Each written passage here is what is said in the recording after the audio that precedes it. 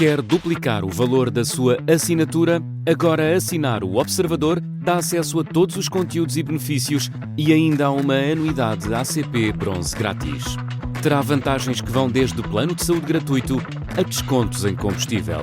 Esta é uma assinatura que vale por duas. Assine hoje em observador.pt com 45% de desconto.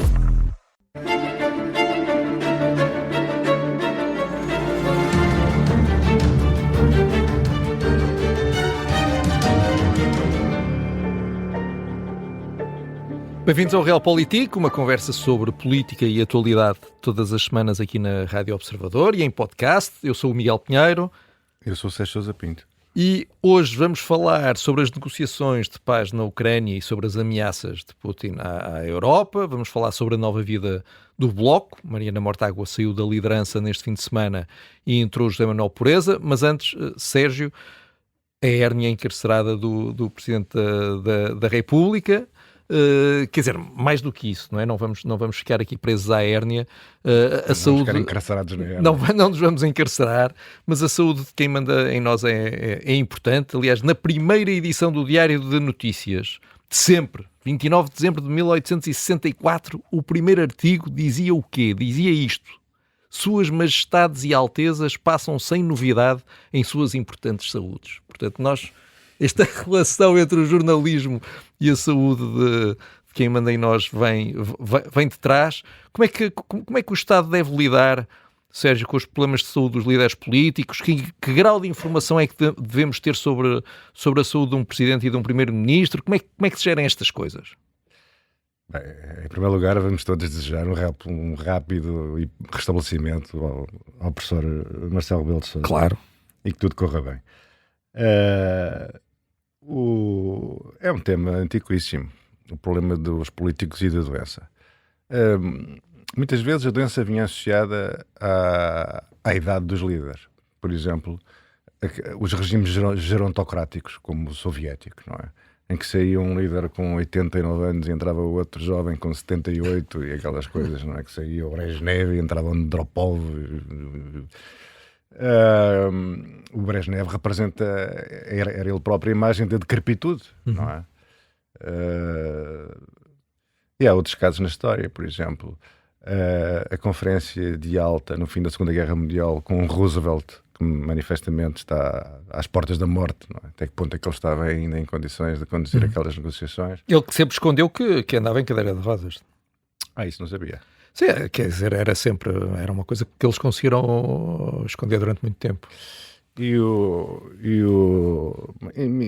lembrei-me de um livro muito engraçado, publicado por um político inglês que foi ministro dos negócios estrangeiros, salvo erro do último governo Callaghan, trabalhista, nos anos 70, antes de vir a senhora Thatcher, e também a deriva esquerdista no Partido Trabalhista. E é uma pessoa que sai do partido, juntamente com Roy Jenkins e outras grandes figuras, e depois vão fundar o Partido Social Democrata, que se funde com os liberais a dada altura. Chegaram a estar à frente nas sondagens, convém esclarecer, não é? E aquilo depois colapsou. Seja como for, o David Owen tinha esta particularidade. Era médico e decidiu escrever uma obra sobre os políticos e a doença. Ou diz coisas absolutamente fantásticas. Uma delas é que diz que, a seguir ao mundo dos negócios, portanto, o mundo dos negócios é o pior, logo a seguir vem a política como um refúgio perfeito para sociopatas.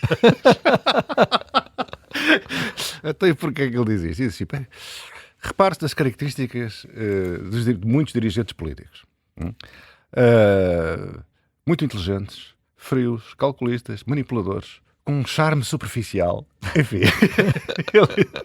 desejo de domínio, e ele teoriza que os políticos tendem a sofrer de uma coisa chamada síndrome do húbris. Síndrome do húbris é uma espécie de delírio de grandeza. Delírio de grandeza, sobretudo a longa permanência no poder, desenvolve estas patologias dos líderes políticos, não é? E, portanto, para ele havia um número impressionante de líderes que exibiam todas estas desgraças narcísicas. Estou a pensar um ou dois. Estás a pensar, pronto. Eu às vezes interrogo-me, às vezes cruzo-me com certas personalidades e lembro-me do David Owen. Tu, na tua longa permanência na política, alguma vez te sentiste Sentiste essa vertigem da ubris? Não. Tipo, Sentiste que estavas a resvalar? Tipo, eu acordei com instintos sociopatas. Nunca sentiste isso? Ótimo. Não, por acaso acho que não, realmente não. Esse não. Mas pronto, realmente é importante ter uma certa noção da saúde dos nossos líderes, mas também mesmo aí é preciso ter o sentido de equilíbrio, não é? Não podemos devassar completamente a saúde das pessoas. As pessoas têm os líderes políticos têm direito a um certo segredo médico, não é? Por exemplo, eu, agora com este incidente do professor Marcelo Rebelo de Sousa, ouvi algumas descrições clínicas que eu achei que, bem, quer dizer, isto é a exposição integral e detalhada.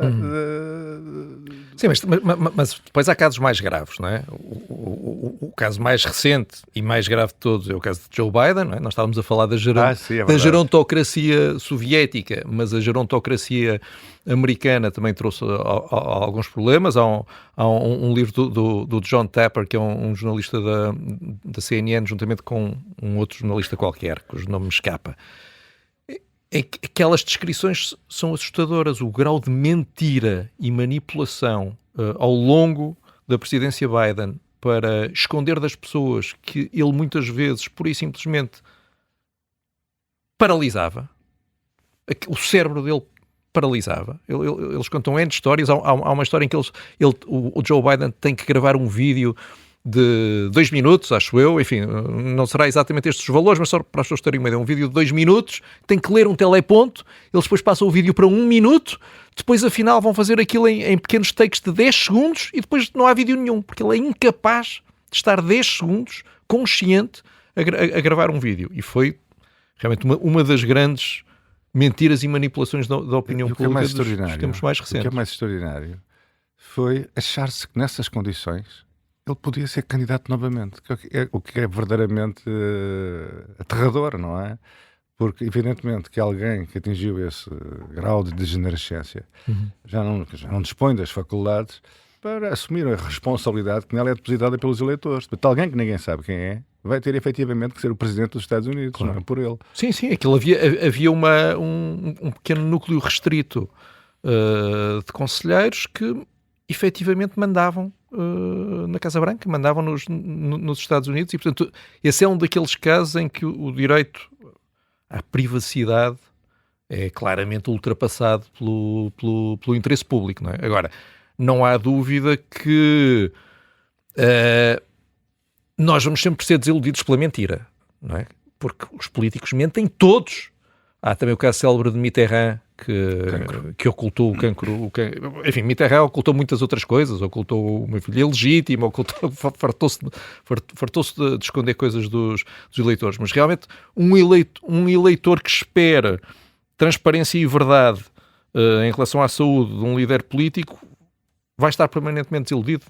Não, infelizmente, não estou a ver maneira. Mas também, quer dizer, também é preciso perceber que tem que haver um limite, quer dizer, para a exposição da saúde das pessoas. Quer dizer, também não, qualquer dia temos que exigir aos nossos líderes políticos que façam exames psicotécnicos, quer dizer, para ver se conseguem lá. Olha que boa ideia. Não, mas vi logo que tu gostarias.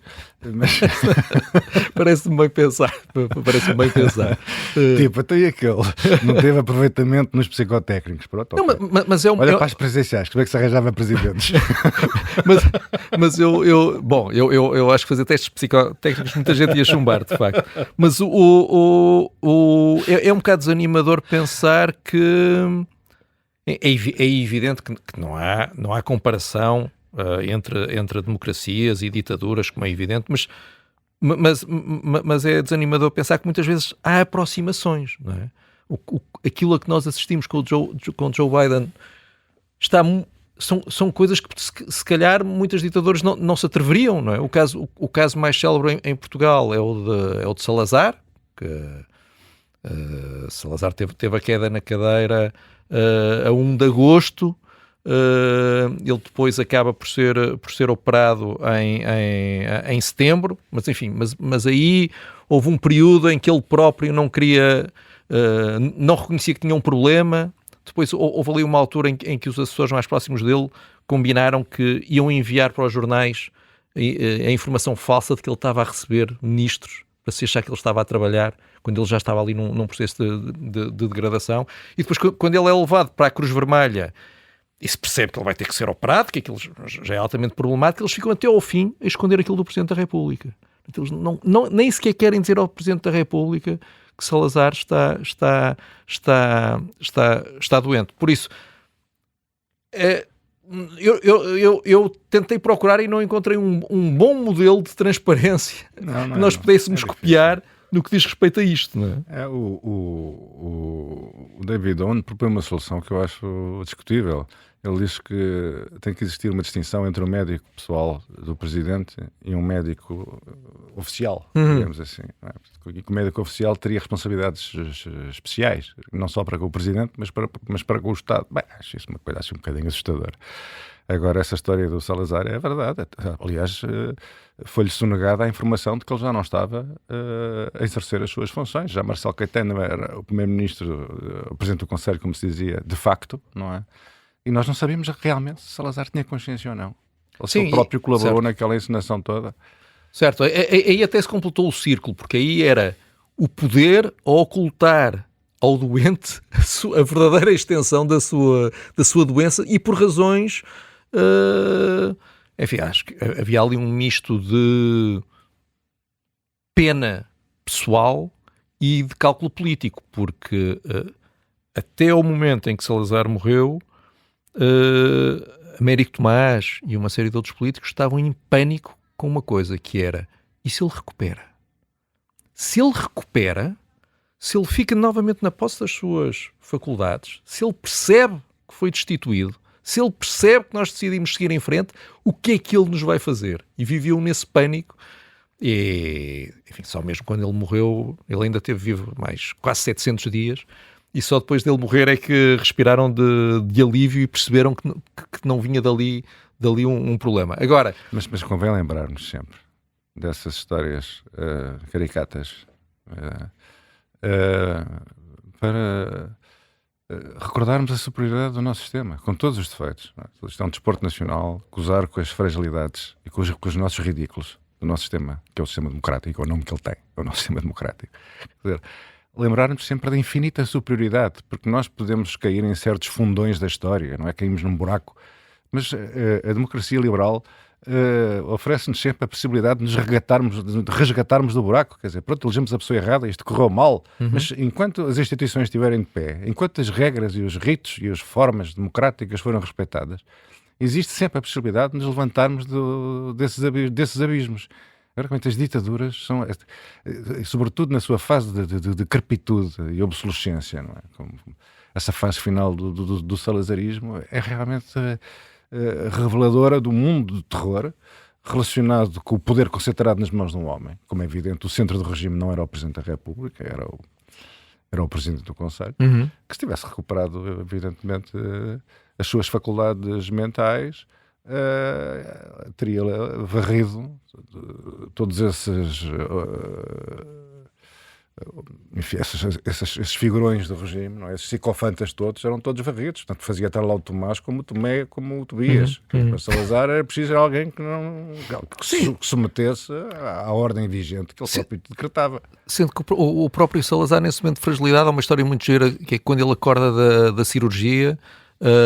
Portanto, ele acabou por se perceber que ele tinha um hematoma no crânio por causa da queda. Eles operaram-no e retiraram, no fundo, o sangue, né, que estava a fazer pressão sobre o cérebro. O problema é que ele depois, mais à frente, teve um AVC, pelo menos. Mas há aquele momento em que ele acorda e está no quarto um dos principais assessores dele, e ele faz-lhe uma pergunta muito reveladora, porque ele acorda, não percebe bem onde é que está, e pergunta-lhe assim: nós estamos presos, pois não? É sério? Portanto, e realmente mostra que o próprio Salazar, no meio daquilo tudo... Quando se instaura um regime ilegítimo, quer dizer, mesmo aqueles que se imaginam reis filósofos ao estilo Platão, sabem que podem ter um fim trágico. Quer dizer, em democracia, perde-se as eleições e vai-se para casa meditar sobre os grandes problemas da existência, não é? Agora, nas ditaduras, o que é que se faz? Ou é o exílio, ou é a prisão, ou pior, como o célebre casal Ceausescu, que viu a sua vida resolvida contra uma parede. Sim, correu um bocadinho. E depois, quando falamos, como é que nós definimos, como é que avaliamos a situação cognitiva das pessoas? Será que a idiotia aguda também é uma doença, uma patologia? Por exemplo, falaste há pouco do Almirante Américo Tomás. O Almirante Américo Tomás. Nós passamos a vida a fazer pouco dos nossos presidentes e das suas figuras e não sei o quê. O Américo Tomás era aquele personagem que ia a um determinado sítio e dizia: isto é a primeira vez que cá venho, diz a última vez que cá estive. Quer dizer, pelo amor de Deus, isto roça quase e portanto, porque Salazar precisava destes factótons, não precisava de se rodear de gente superior. A gente superior era ele. Os outros podiam dizer que era a primeira vez que lá iam, desde a última vez que lá tinham estado. De qualquer forma, a continuidade do Estado manteve-se. Marcelo Rebelo de Sousa tinha só uma hérnia, ficou tudo resolvido. Ele é possivelmente o primeiro presidente hipocondríaco da nossa democracia. Ele orgulha-se da sua hipocondria. Ele próprio transformou a sua saúde numa espécie de reality show ao longo do mandato, e se calhar é por causa disso que nós também falamos tanto sobre a saúde dele quando acontece qualquer coisa, quando tem um pico de febre, estamos todos a falar da saúde de Marcelo Rebelo de Sousa, que ele transformou a saúde assim numa espécie de narrativa constante do mandato. Eu conheci um político, não vou dizer quem, que quando tinha que debater com o professor Marcelo Rebelo de Sousa, a primeira coisa que lhe dizia era o seguinte: Marcelo, você não está com a boa cara. Estava condicionado para o debate. Para destabilizar o interlocutor. Mas foi assim que Jorge Sampaio ganhou o debate da Câmara de Lisboa, não? Bem, temos que ir para intervalo, receber notícias, tentar perceber o que é que se está a passar com Marcelo Rebelo de Sousa. Já voltamos.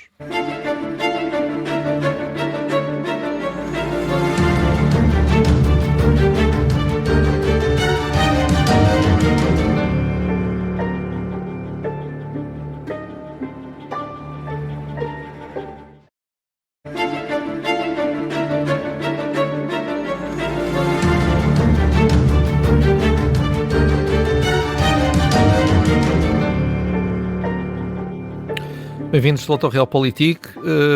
Sérgio, prosseguem as negociações de paz na Ucrânia, mas esta semana Vladimir Putin levou a coisa um bocadinho, porque ele disse que se a Europa quiser uma guerra, nós estamos prontos agora, e disse que se a Europa decidir entrar em guerra com a Rússia, poderá chegar rapidamente a uma situação em que Moscovo não terá ninguém com quem negociar.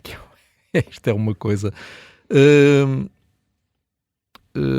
Nós temos a Europa tem um problema com a Rússia já há muito tempo. Esse problema não vai desaparecer. Parece-me que o que está em discussão aqui não é tanto como acabar com esta guerra, é como prolongar o início da próxima, porque com a Rússia a ameaça de guerra e a preparação para uma guerra na realidade são uma constante da história, mas como é que tu tens olhado para estes últimos desenvolvimentos? Nós vivemos numa situação historicamente excepcional, que é aquela que resulta de termos um presidente dos Estados Unidos que não se revê no quadro político, militar, geoestratégico, de alianças, de primado internacional, primado das organizações internacionais, quer dizer, que se colocou completamente fora do grande consenso pós-1945, pós-Segunda Guerra Mundial, e que introduziu um grau de imprevisibilidade que nos deixa numa situação de permanente interrogação sobre o que é que os Estados Unidos querem e o que é que os Estados Unidos vão fazer. Temos um enviado a Moscovo, que é um amigo pessoal do presidente, Steve Witkoff, que é um homem que vem do imobiliário. Quer dizer, eu não percebo. Imagina que me mandavam a mim tratar de um assunto imobiliário. Quer dizer, eu não respondo. Por favor, não respondo pela obra, pelo sucesso do empreendimento. Mas pronto, lá foi ele. É um homem de uma polivalência extraordinária. Anda para lá a negociar com tradutores dos serviços de informação. Enfim, não vale a pena estar aqui a entrar em detalhes. Portanto, toda a situação. A Europa não sabe o que pensar. não sabem. Também há uma evidente obsessão de ganho, ou seja, esta lógica transacional introduzida pelo Presidente Trump, também há sempre um elemento de negócio envolvido. Os Estados Unidos fazem isto, fazem aquilo, mas também vão ter direito a receber 50% dos proventos desta intervenção, da reconstrução, de não sei o que, tal, quer dizer, depois os minerais aparecem, as terras raras aqui de repente caídas, sabe-se lá de onde entram as terras raras em cena. Quer dizer, está aqui uma lógica de negócio esquisita, estranha. Isto para os europeus é tudo uma linguagem nova e um mundo a descobrir, não é? Agora o que é preciso perceber, e os europeus percebem, é que a Rússia é uma enorme máquina militar. Uma enorme máquina militar. Com uma economia de guerra, com uma parte importante da sua população em idade militar conscrita, pondera agora sair deste sistema de pagar bem aos soldados que aceitam ir para a frente de combate, e pondera um sistema de conscrição. A Rússia é uma máquina militar com uma economia de guerra. Ora, é muito difícil desfazer uma economia de guerra. Toda a indústria é orientada para o armamento e de repente a prioridade passa a ser outra vez a produção de bens de consumo. Muita gente armada, muita gente que é preciso desmobilizar, muita gente que é preciso devolver à economia. Bem, portanto, a Rússia tem todos os incentivos, tem um exército gigante. Se a Rússia abocanha a Ucrânia, o maior exército da Europa vai somar às suas forças o segundo maior exército da Europa. Não é? Convém esclarecer que a Ucrânia também é uma máquina militar, não é? Com uma indústria de defesa muito desenvolvida. Quer dizer, se a Europa deseja ter um vizinho assim ao lado e viver quando não tem nenhuma garantia de que os americanos estão disponíveis para considerar que os seus interesses ainda estão interligados com os europeus, porque estávamos de acordo sobre uma ordem internacional de democracias liberais, comércio livre, direitos humanos. Bem, se tudo isto acabou, estamos aqui sozinhos, entregues a nós próprios. As grandes guerras na Europa começaram quando os Estados Unidos estavam fora. E quando se presumia que não fossem entrar, tanto na Primeira Guerra Mundial, na Segunda Guerra Mundial, ou que pudessem não entrar. E realmente a Rússia, acho que nós às vezes esquecemos que a questão não é Putin, é a Rússia. A Rússia é um império expansionista. E, de facto, muitas vezes, como tu dizias, dá a ideia quase de ser um exército com um país acoplado. Exatamente. E a Rússia está sempre a pensar na próxima expansão. E convém termos sempre presente que Putin não está a pensar nos próximos 6 meses. Ele está a pensar nos próximos 10 anos, até porque uma guerra demora... Está a pensar demora... na história. Ele quer ser Putin magnífico. Putin o grande. Uma guerra demora muito tempo a planear. Na Segunda Guerra Mundial, quando o Hitler invade a Polónia, ali a dada altura ele tenta adiar ao máximo o confronto com o Reino Unido, porque a Luftwaffe, a Força Aérea, só ia estar pronta para uma guerra com o Reino Unido em 42, a Marinha só ia estar pronta em 43, porque tudo isto demora muito tempo. Hoje em dia, para as pessoas terem uma noção, para se fabricar um caça de combate F-35 são precisos 18 meses. Para se fabricar um tanque, daqueles tanques Abrams, demora entre 18 e 24 meses. Portanto, os países precisam de anos para se prepararem para uma guerra. E tudo indica que Putin se está a preparar para uma guerra que virá daqui a 5 anos, 6 anos, quando ele estiver pronto para passar por uma nova fase. E realmente há essa questão da pura dimensão, não é? Em muitos conflitos a Rússia venceu por causa da pura dimensão do seu exército, da sua população, a capacidade de atirar pessoas para a frente de batalha umas atrás das outras. Uma das estratégias do grupo Wagner na Ucrânia, uma das estratégias de combate militar, chamava-se a Tempestade de Carne, que era exatamente o envio de carne humana para a frente. Eles mandavam grupos de 10 soldados de forma sucessiva para um determinado objetivo, esses morriam, iam mais 10, iam mais 10, iam mais 10, iam mais 10, até acabarem as munições, e depois era só tomar aquilo. Porque a Rússia tem muita gente e usa essa capacidade para se transformar numa máquina. Tem uma grande capacidade de sacrifício, não é? Sim, também isso.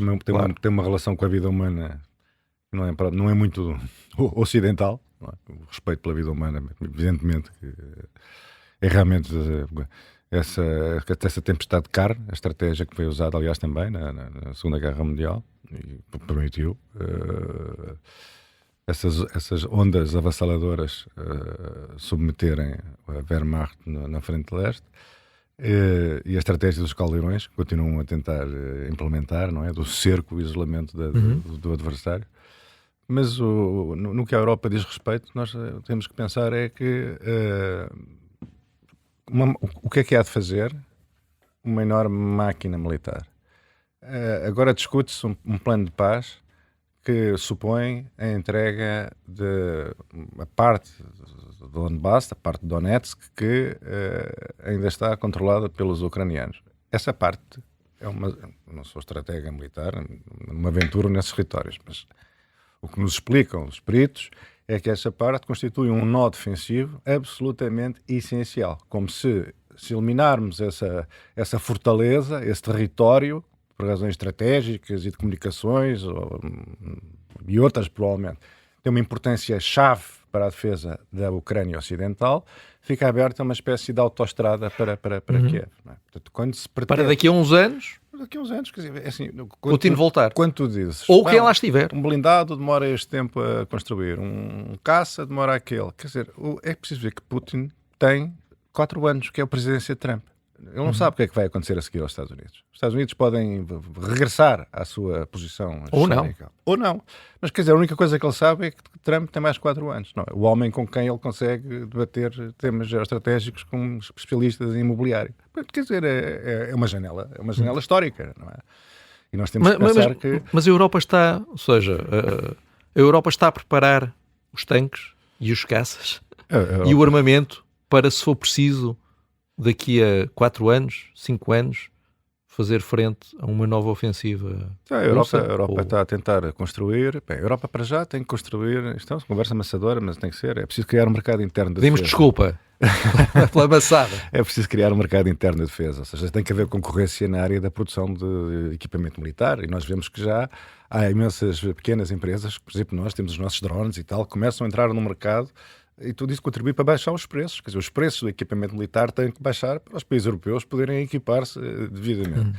A Alemanha já avançou com mais de 130 mil milhões de euros de orçamento para a defesa. Quem parece estar a pôr o dinheiro no sítio é a Alemanha, realmente, pois, comércio. A Alemanha, o chanceler Merz já anunciou que tenciona que a Alemanha tenha o exército mais poderoso da Europa. Que é uma novidade histórica, uma coisa extraordinária. Falar em constantes da história. Sim, nós, por razões de geografia, riqueza e população, temos que ter o exército mais poderoso da Europa. Portanto, quero já fazer o que tem que ser feito nesse sentido. No entanto, continua a não ter na Alemanha armas nucleares, como é sabido. O Reino Unido e tem a França. Os Estados Unidos já sugerem que o Sacher, o chefe supremo da NATO, seja um alemão. Portanto, já estamos neste... O nível de disengagement é este. Eu acho que, enfim, o ideal é que os americanos permaneçam na Europa por muitos e bons anos. Porque a Europa é um continente perigoso e, portanto, o que é certo é que a solução encontrada nas últimas décadas funcionou.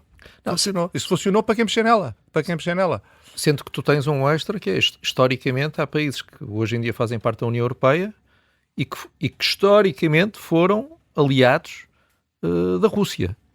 E, portanto, essas constantes, se calhar mesmo hoje em dia... Mas isso não é o que me preocupa. O que me preocupa são os eleitorados e a possibilidade de passarmos a ter governos em países-chave da União Europeia, de repente, pró-russos. Quer dizer, isso é que é o mais... Já tens? Isso é que é o mais... Tu já tens... Tens uma experiência, mas como vacina não está a funcionar, não é? Porque nós vemos na França...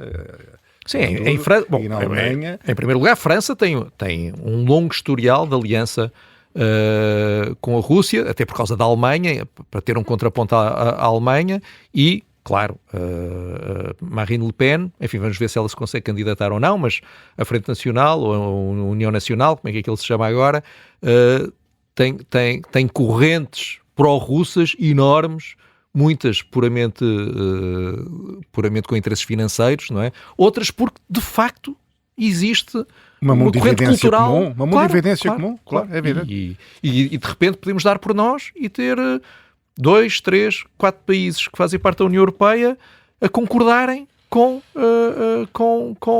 a Rússia. Finalmente, Sérgio, este fim de semana o Bloco de Esquerda realizou mais uma convenção. Mariana Mortágua deixou a liderança, entrou José Manuel Pureza, um católico de esquerda. Quais é que tu achas que são os caminhos do Bloco para sair deste sarilho onde está? Onde é que o partido pode ir buscar votos? Se é que pode. Sou se calhar a pessoa menos indicada para te fazeres uma pergunta dessa natureza. Eu acho que eles estão à espera do teu conselho. Devem estar expectantes à espera que eu os redima da sua situação. Objetivamente o Bloco, nas últimas eleições autárquicas, pelo menos a leitura que muitos fizeram, é que funcionou não como mais-valia eleitoral, por exemplo, ao Partido Socialista, mas como uma menos-valia. Portanto, provavelmente tirou votos ao PS, que o PS poderia ter disputado com mais... Nomeadamente em Lisboa, não é? Nomeadamente em Lisboa. Então, a situação do Bloco é realmente periclitante, não é verdade? O que o Bloco pode fazer, não sei. Parece que agora decidiram abstrair-se da situação dos Estados Unidos, que antigamente dominava, monopolizava a sua atenção. O fascismo trampista desapareceu, está a desaparecer. Agora vai concentrar-se nos temas nacionais. Não sei o que é que eu ia dizer ao Bloco. Não consigo dar nenhuma resposta de jeito à tua pergunta. Porque aqui a minha dúvida é...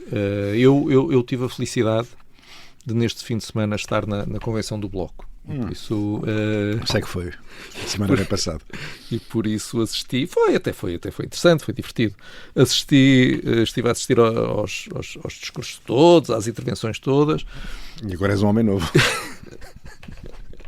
E agora sou um homem novo. E há ali um impasse entre eles sentem que as causas fraturantes já deram o que tinham a dar e que o wokeismo lhes trouxe problemas, percebem que ou acham que o futuro da esquerda está numa espécie de regresso à luta de classes. O Francisco Louçã até inventou este novo slogan de salário, casa, hospital, falar dos problemas concretos dos portugueses. Um grande enlevo com a greve geral. A greve geral era repetida efusivamente por várias pessoas que falaram. Um dos maiores aplausos foi para o líder da CGTP. Mas isto coloca um problema, que é se o Bloco vai ser o partido da luta de classes, então, mas o que é que o vai distinguir do PCP, não é? Porque, historicamente, o que distinguiu aquelas correntes de extrema-esquerda do PCP é que o PCP era leninista e eles eram ou maoístas ou trotskistas, não é? E foi daí que surgiram estas novas correntes nos anos 60, mas hoje em dia já, quer dizer, ninguém sai de casa por causa do leninismo, do trotskismo ou do maoísmo, não é? E portanto, quando o Bloco soma aqueles vários partidos, pequenos partidos, e faz o Bloco de Esquerda, a causa que dá solidez àquilo são as causas fraturantes. Direitos homossexuais, o aborto. É isso que os distingue do PCP, que sempre foi um partido mais conservador. Essas causas, eles até ganharam, o partido conseguiu ganhar em algumas dessas causas. Se deixam cair as microcausas que, entretanto, foram animando a militância e o eleitorado que têm nestes últimos anos, eles vão ser um segundo PCP? Quer dizer, o que é que... Bem, boa parte do êxito do Bloco de Esquerda tem que ser atribuído ao conservadorismo do PS naqueles anos decisivos do aparecimento do Bloco, não é verdade? Nos anos 90 para diante. A posição do PS em relação à interrupção voluntária da gravidez, em relação à questão das uniões homossexuais. O PS revelou-se um partido muito conservador em aspectos, porque fez uma leitura completamente, enfim, para além do plano dos princípios, não fazer o que lhe competia, na minha modesta opinião, fez uma leitura completamente errada do país. E isso abriu ali um espaço enorme para um partido que apresentou-se como uma esquerda mais alinhada, com uma certa... um Portugal urbano e mais sofisticado, que já estava um pouco saturado e depois o poder desgasta, não é? O poder desgasta e o Partido Socialista teve longos períodos de poder. Portanto, haveria ali uma oportunidade histórica. Houve ali um conjunto de fatores, uma conjugação astral, havia este território para o Bloco. O que é que o Bloco vai fazer agora? O Bloco, evidentemente, que partilha essas concepções todas com o PCP da luta de classes. Isso aí nunca deixou de partilhar. Mas, como tu dizes, e bem, não foi isso que lhes deu proeminência e importância na política portuguesa. Portanto, o que é que o Bloco vai fazer? Quer dizer, eu considero que a esquerda tem um caminho à sua frente. A esquerda sempre se renovou. A esquerda socialista democrática, porque a esquerda da social-democracia europeia. Quer dizer, desde o século XIX, as voltas que a esquerda já fez, já foi capaz de dar para se atualizar, para perceber que os problemas são outros, que as respostas não podem ser as mesmas, a capacidade de dar para os cestos papéis aquilo que já não tem utilidade e de inventar novas soluções. Tivemos uma experiência que depois acabou mal por causa do cinismo do Tony Blair, mas a terceira via foi uma experiência que a esquerda fez de adaptação a um mundo diferente, globalizado, com sucesso eleitoral. Com sucesso eleitoral e sucesso económico e os indicadores sociais e económicos do Reino Unido foram todos muito importantes, portanto, algo que deve satisfazer os socialistas, não é? Depois acabou com aquela miséria da guerra do Iraque, com esta personagem controversa que é Tony Blair, que manchou este legado. Mas a verdade é que a esquerda sempre soube renovar. Mas a extrema-esquerda tem uma dificuldade, quer dizer, faz uma leitura tão diferente da realidade. Um socialista tem a obrigação de pensar nas grandes questões relacionadas com a distribuição da riqueza e das oportunidades, mas também tem que se preocupar com a criação da riqueza. Portugal é um país, Portugal não é a França, nem Portugal é um país que tem problemas que são específicos, tem um atraso histórico, tem bloqueios, tem dificuldades. Bem, temos que nos preocupar com isso ou só nos preocupamos na extorsão fiscal, aumentar os impostos, por todas as formas efetivos, para o Estado consumir, se possível e idealmente, 80% da riqueza nacional, e depois derramar sobre sobre o hospital. Casa, salário, hospital. Pronto, então a gente vai buscar... Salário, casa, hospital. Carregamos nos impostos, o Estado gera 80% da riqueza nacional e despejas esse dinheiro todo em cima da casa e do hospital e do salário. E do salário. Pronto, e fica assim um espetáculo e depois tornamos-nos numa Venezuela, que também é Mas então, um país de referência. A esquerda tem futuro, a extrema-esquerda é que não? Bem, eu espero bem que a esquerda tenha futuro, pelo menos eu acho que tem, porque acho que faz falta, porque agora a esquerda não pode considerar que o nosso papel é estar aqui para redistribuir riqueza exclusivamente num país que tem um problema histórico de criação de riqueza, por vários fatores, sobre os quais vários autores têm debruçado ao longo do tempo, pelo menos desde o século XIX, provavelmente antes, que há uma reflexão sobre as causas do atraso português. Algumas teses estão invalidadas, sim, outras têm alguma atualidade, outras morrem e renascem. Quer dizer, o atraso é que fica. As teses passam, o atraso fica. Mas é que o atraso fica. E, portanto, quando é muito fácil aumentar impostos, sobretudo se for discretamente. Nem toda a gente é capaz de fazer, como fez Vítor Gaspar, que disse desassombradamente: vou fazer um aumento monstruoso de impostos. Ficamos todos a saber o que é que nos ia acontecer, não é verdade? Nunca mais ninguém fez a reversão daquele do aumento. Claro, já está, fica. Porque o Estado é uma espécie, parece um ser vivo, que tem necessidades próprias, não é? Quando a ração do Estado aumenta, o Estado não aceita que a sua ração passe outra vez a encolher. Não, agora já estou aos que já tenho os alvos. E, portanto, quer dizer, estes problemas são problemas com os quais os socialistas têm que se confrontar. Acho que a extrema-esquerda não. Porque a extrema-esquerda acha que o sistema é toda uma perversidade, que só serve para extorquir riqueza aos trabalhadores, transferi-la para o capital. Em alguns aspectos, lamentavelmente, tem razão, porque os salários não sobem em linha com a produtividade, cada vez a parte do rendimento nacional do capital é maior e do que trabalho é mais pequeno, mas isso tem a ver com problemas que não são exclusivamente portugueses e que são muito difíceis de resolver, e que todos podemos querer resolver e enfrentar. Agora, uma teoria geral de que a burguesia conquista posições e o proletariado está a ser esmiferado e reduzido, a tese da pauperização das massas, não é? Coisa do marxismo, século XIX. Quer dizer, é uma mundividência. A ideia da luta de classes, a ideia de que...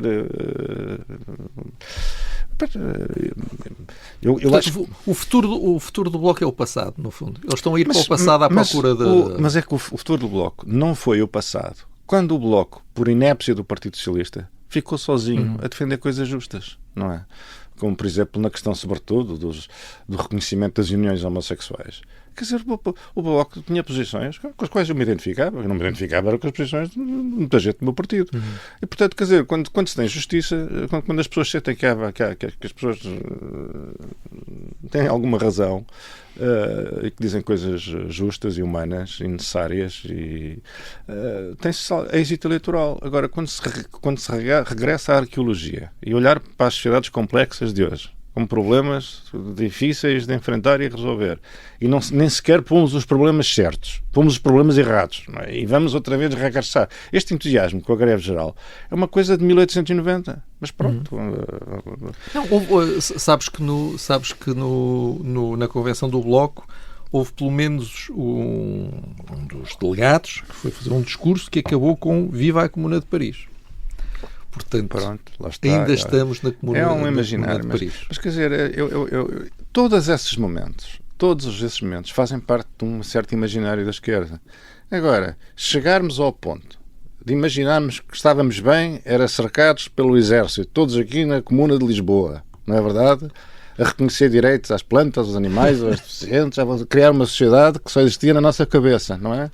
E a ser bombardeados e, no fim, fuzilados pela... Quer dizer, qual é que é... A Comuna de Paris teve aspectos muito românticos e idealistas e belos até, e tudo isto faz parte de um histórico das lutas sociais, umas mais bem-sucedidas, outras mais sensatas, outras mais...